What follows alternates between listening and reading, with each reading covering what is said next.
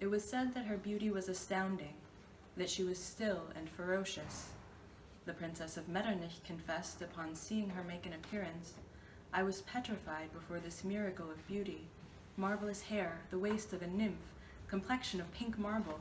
In short, Venus descended from Mount Olympus. Never have I seen such a beauty, and never shall I see another like it." In her ferocity, she settles onto a sofa and allows herself to be admired as though she were a reliquary, absent in the midst of the crowd, her gaze cold and impassive. She is hated for her power, she whose beauty, it was said, puts other beauties to flight.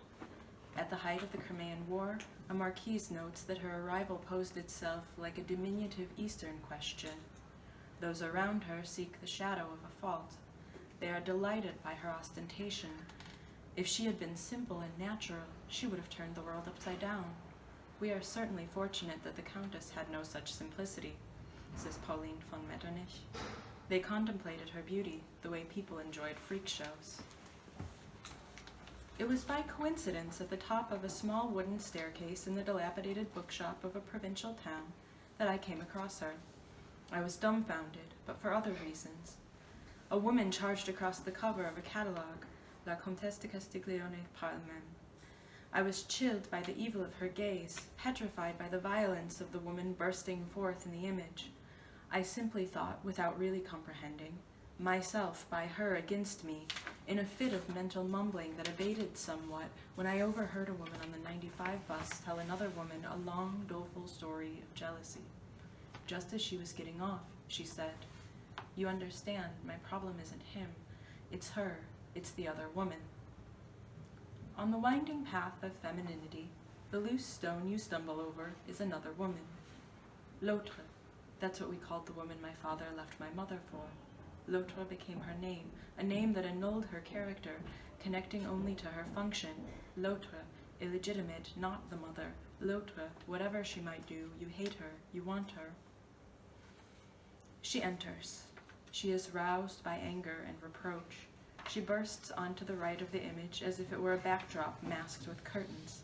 One hand clutches a knife against her waist, which gleams obliquely across her belly. Her face is cold, her mouth thin, lips tight, eyebrows knit. Her gaze is clear and hard. Her hair is slicked into two little severely parted plaits. The knife, whose handle disappears into her balled fist, vibrates at the very center, its blade so white that it nearly disappears in the luminous satins of her dress.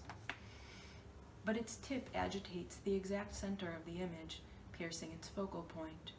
As if the fullness of her garments weren't enough, she grasps the thigh silk curtain, pulling it toward her in a strangely chaste gesture.